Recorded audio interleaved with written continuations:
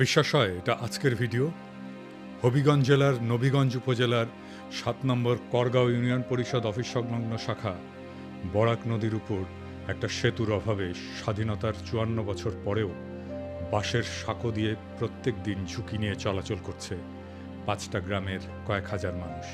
সরকার আসে, সরকার যায়, কিন্তু অবহেলিত এই জনপদের ভোগান্তির শেষ হয়নি আজ পর্যন্ত।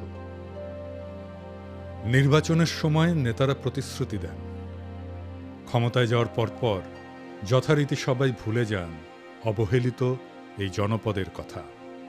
প্রফেসর ইউনূসের সরকারের সেতু বিভাগের কাছে অনুরোধ, এই বছরের মধ্যেই এই সেতুর নির্মাণ কাজ শুরু করুন।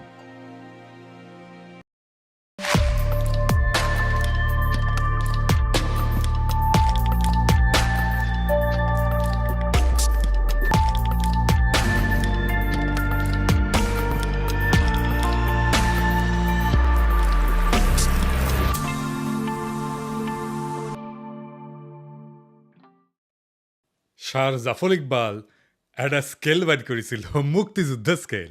এই দিয়া উনি রাজনীতির সত্য মিথ্যা বিচার করতেন আর কি।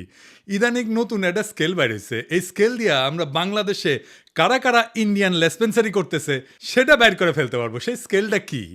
সবাই ভাবিচ্ছে আচ্ছা কয় না কেন দাদা, এত সহজ একটা স্কেল পামো, মেড ইজি হয়ে যাবে সব কিছু, ভালোই তো।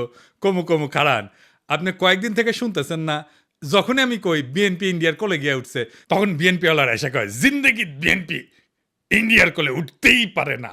ইন্ডিয়া কারে কয়? আমরা তো চিনিই না। এইসব অপপ্রচার করিস তুই শালার রয়্যাল এজেন্ট।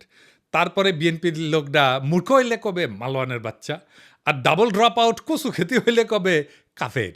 কিন্তু আজকে এমন কিছু প্রমাণ দিব একেবারে চালচালাইয়া বুঝে যাবেন বিএনপি কার কোলে উঠিছে। শুধু তাই না, বিএনপি একেবারে খাপে খাপ মমতাজের বাপের মতো ক্ষমতায় যাওয়া আর ক্ষমতায় থাকার জন্যে আওয়ামী লীগের টেমপ্লেট ইউজ করেছে। আমি গত এপিসোডে কইছিলাম ইন্ডিয়া বিএনপি বুঝাচ্ছে ইসলামপন্থীরা বাংলাদেশে শক্তিশালী হচ্ছে, দেশের মানুষ ব্যাপকভাবে ইসলামের দিকে ঝুঁকিচ্ছে, তোমরা একা সামলাইতে পারবে না।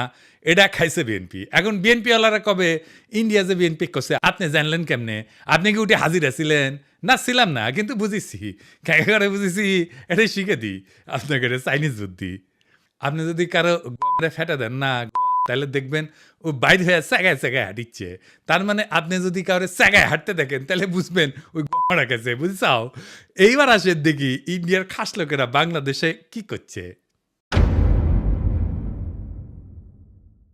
বিএনপির সাথে বামেগের ঐক্য হয়েছে, বিএনপির সাথে বামেরা থাকবে, রাজপথে নাকি আন্দোলনও করবি।